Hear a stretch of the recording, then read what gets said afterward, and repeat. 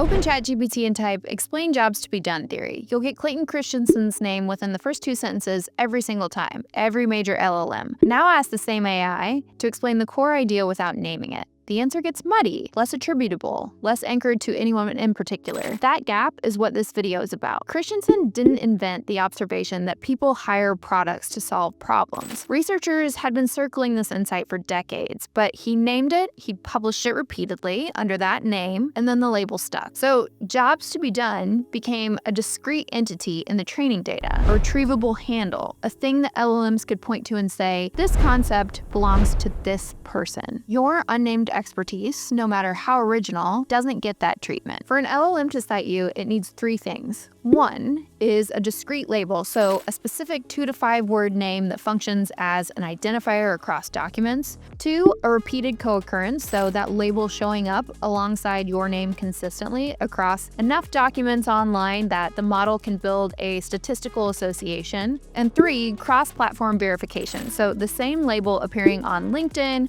a podcast transcript, in a newsletter, in a trade publication, so multiple independent sources reinforcing the same connection. Without a name, there's nothing to resolve. Your brilliant insight, it just generally gets absorbed into the model's general understanding. The LLM might use your thinking to build an answer, but it won't point to you in the process when it does. So this pattern plays out across B2B with a lot of consistency.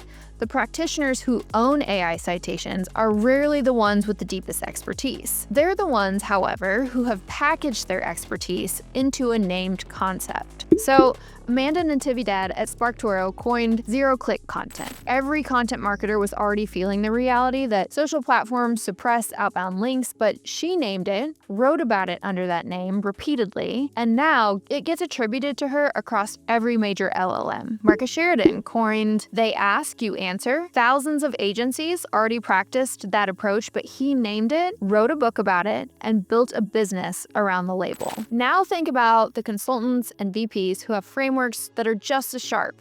They explain them on client calls every week, draw them on whiteboards, but they've never published them under a specific name. These people are doing the work, they just don't own the citation. So it's time to start thinking about this differently.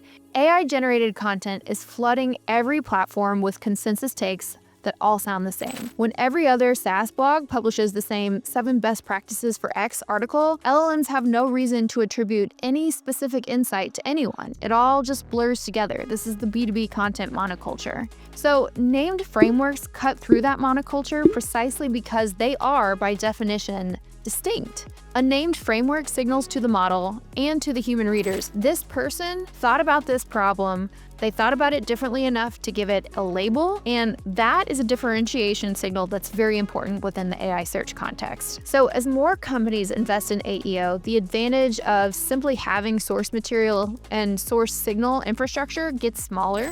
Everyone will eventually, I really do believe this, have subject matter experts on LinkedIn as well as B2B creators. They will be briefing both parties, and what compounds is the intellectual property inside the stack. The named, ownable frameworks that no one else can claim because you coined them. So source signals get you into the conversation, but named frameworks are that make you the one that AI points to. Not every label sticks, so frameworks without a position are really just categories. Categories don't get cited, positions do. Here's what I want you to sit with this week. Most experts I work with are sitting on something nameable. The problem isn't a lack of expertise, it's that no one's ever asked them the right questions to surface it. Ask yourself, is there a concept you explain to clients repeatedly that you've never seen anyone else articulate in the same way? Do people come to you for a specific type of advice where you've developed a consistent, repeatable approach? Have you ever drawn something on a whiteboard that made people in the room go, "Oh, I get it now"? If the answer is yes, you probably have a framework. You just haven't named it yet. And until you do, it's invisible to the systems that are increasingly determining who gets cited, who gets found, and whose expertise shows up when buyers are looking for answers to questions.